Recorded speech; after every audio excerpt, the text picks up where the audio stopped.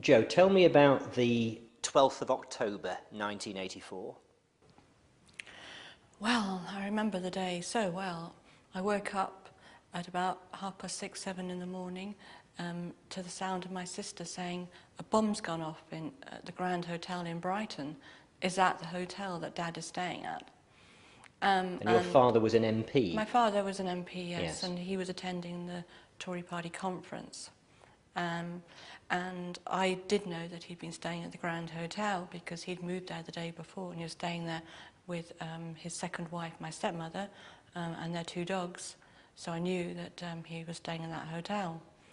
So what followed then was just trying to find out, was he okay? What had happened? And the only way we could find out was by waking up our brother, who was living in Brighton. And then he went off, he walked on foot to the hotel, and then once he could get to a phone, he rang us and said that the room which they'd been staying in didn't exist anymore. There was like a big hole in the front of the hotel, and that's where their room was. Gosh. And what time of day are we talking about when you got the news? This would now be about 9:30, 10 o'clock. In the morning? In the morning, Yeah. So then my brother spent a lot of time asking people who were there, had they heard, and as you can imagine, there was chaos. There were MPs in their pyjamas, there was police trying to stop people from going in to the area, ambulance men still digging out bodies, and eventually he found at the hospital our stepmother, who was injured. And we actually saw the dogs on the telly because we were watching the Tory party conference, and at one point a policeman was there holding these two Jack Russells saying, "We don't know who they belong to." So we rang up and said, "Well, they belong to And you." you did, yeah. Yeah, our stepmother's dogs. So there was just like waiting and waiting and waiting, and I suppose as the day went on, got more and more concerned, and eventually about 3 in the afternoon we got the dreaded phone call to say they'd found a body, and my brother had identified the body through his signet ring because they shared the same signet ring. And then we got the news that he was dead. And then within 20 minutes we had to go to the boarding schools of our half-brother and half-sister, pick them up, tell them that their mother was injured and their father was dead, and drive them back to London, which was a horrific thing to do, to tell these young people. What were the coming days like? What happened in the coming days?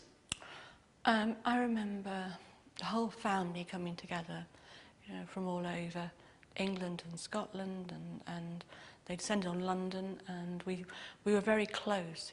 We had a lot of actually a lot of laughter, remembering Dad, and I think the laughter was a release, and a lot of just hugs and love and support. And for me, I was very close to my father, but it wasn't just the loss of him, because the fact that it was a terrorist attack, the IRA said very quickly they were responsible. For me, it was the opening of reality of what a conflict is, what a war is, what it means to be part of a conflict. And so I couldn't go back to the person I had been, and I had to kind of find myself again. And this man, whose name was Patrick McGee, your reaction to hearing that he'd done it was unusual, to say the least. It was. Well, it would have started just 2 days after the bomb had gone off. I went to a place in London which meant a lot to me, St James's Church, and made a sort of an inner commitment that I was going to find a way to bring something positive out of it, and also try and understand those that had killed him. So straight away there was a sort of a non-violent response, and a journey started. And so by the time Pat McGee was arrested and on trial, I knew that I wanted to be able to understand. I didn't go to the court case. I didn't want to be involved with that at all. I was actually spending quite a lot of time in Northern Ireland and hearing people's stories there, people who were caught up in the conflict, who lived with the army on their streets. I even started corresponding with someone in Long Kesh who was in the INLA, which is a breakaway group of the IRA, and all that was being to sort of humanise the other, a very important part of my journey. So how did the actual meeting with Pat McGee come about? Well, this was after the peace process, when Patrick McGee was released. as part of the Good Friday Agreement. And around that time, I was invited to take part in a victim storytelling group in Glencree Reconciliation Centre. And I would say that's the first time, this is the beginning of 2000, that I actually got support for the emotional impact of what had happened to me with the trauma. And very quickly, I began to heal and release some of the pain that I was holding on to. And during that year, I met many people who said, do you want to meet Patrick McGee? I can arrange it. And I said, well, yes, that's something I want to do for a long time. You know, please organise it. And 3 times I got back a message, he doesn't want to meet you. And I was a bit disappointed, but trusted, you know, trusted the right time. If it was right, it would happen. And then one day I got a phone call to say I could meet him that night. And, you know, my first thought was, it's the wrong day, I'm not in the mood. But I carried on and I trusted, and I met him in Dublin. What was that initial meeting like? You know, walking into that room, what was your reaction to meeting him for the first time? I was terrified, you know, I didn't know when I was going to regret what I was doing, you know, how I was going to feel. You know, I spent years wanting to not blame, but would I feel rage and anger towards him? You know? But actually, as soon as he walked into the room, I straight away just wanted to talk to him. And was it a neutral venue where you met Pat, or was it his home or no, a hotel? It was a friend's house. Right. We had no one there to facilitate or support. It was just the two of us in a room. Probably not the best way to do something like that. But looking back on it, actually, it was right, because we needed this space and time just to explore where we both were. And what happened was, during that first meeting, was that Pat, he arrived wanting to sort of justify in a sensitive way, if you can do it in a sensitive way, why he'd been in the IRA and why, for him, planting a bomb was a good strategy. Would you say he was still very politicised at that moment? Did he still feel very strongly about his cause, as he would call it? He was very political, definitely, during the first part of that meeting. And I carried on asking questions and sharing about my father and how close we'd been and what it's like in Belfast for me in '85. And, you know, but I was thinking, I probably won't come back for a second trip with this, you know. This is something that's definitely a one-off meeting. The big change, actually, was about halfway through, when he stopped being political. And it's like he took off a political hat and he said, I don't know what to say anymore. I don't know who I am. I want to hear your anger and your rage, and what can I do to help? And in that moment, he'd opened up and taken off his hat. And he now says that he was disarmed by my empathy. And if I'd gone in there sort of wanting to argue with him and fight and talk about the political reasons, he would have stayed in his position. Closed, in other words. Basically, yeah. And for the second meeting, we had someone arrive with a camera from Belfast, and he was just going to film a little bit of our meeting for reconciliation purpose, not for the general public. We were both quite clear about that, because it was very private. Like, no one in my family knew what I was doing. But this wonderful person who arrived, Michael Appleton, he realised very quickly that this was actually very important. I mean, he was just amazed at the meeting and what we were saying. And so that it was symbolically important, I guess. It was symbolically important, yeah. He really recognised it, and he then approached us both and said, I really, really want to make a documentary out of this. You know, I'm going to get funding. Would you be happy to take part in this?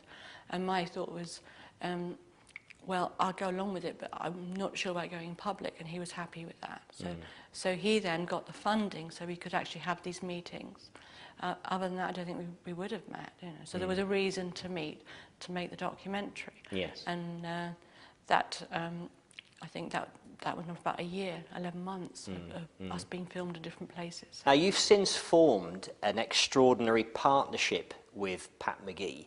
Can you describe the effect that it's had on you and indeed on him?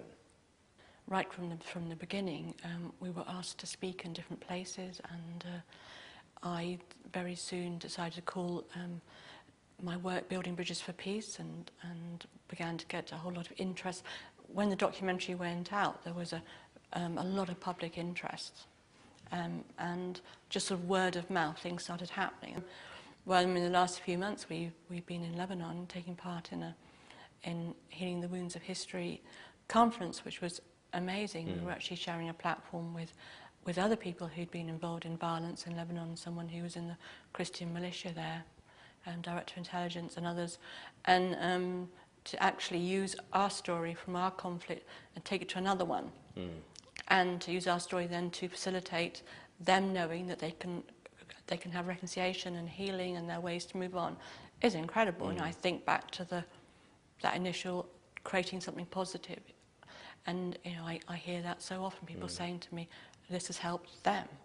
I'm very interested in the impact that storytelling has had, not just on the audiences that you've been speaking to, but on you as the storyteller. How has sharing your story with others affected you?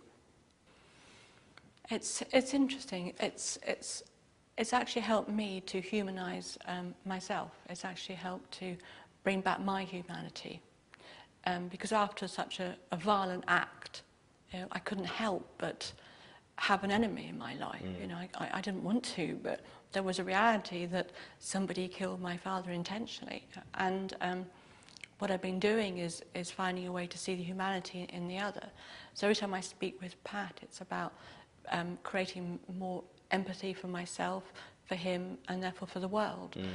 What I have learned through sharing my story is the power of vulnerability. Because when I speak with him, or if I speak on my own, I very much share from an open, vulnerable self.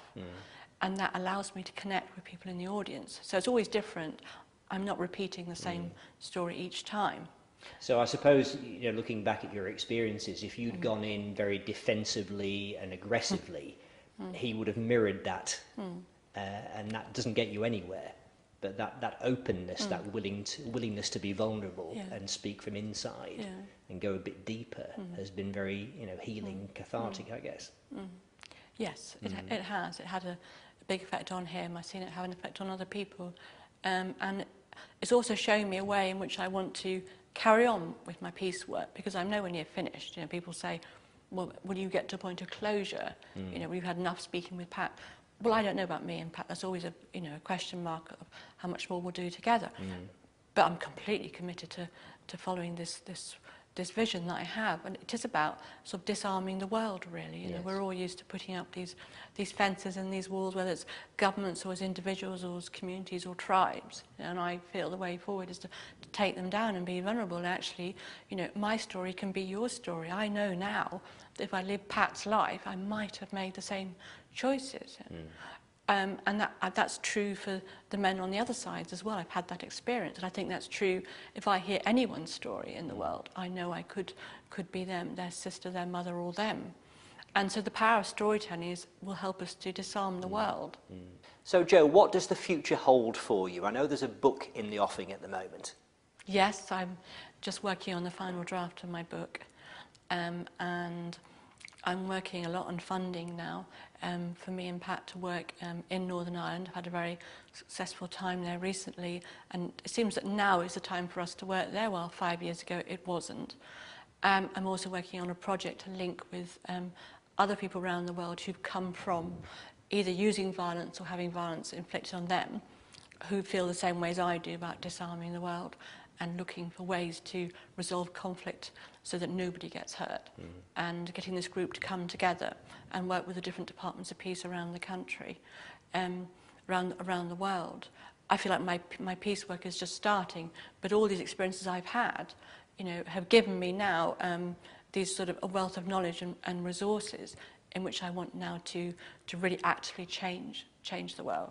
And I've recently just found out that I've become a visiting fellow at the University of Essex, which is the Institute of Democracy and Conflict Transformation. So I'm going to be working with them in order to get more funding and get more value in the world. So my work has just started. I will never stop. Well, Jo Berry, thank you very much for joining us. Thank you.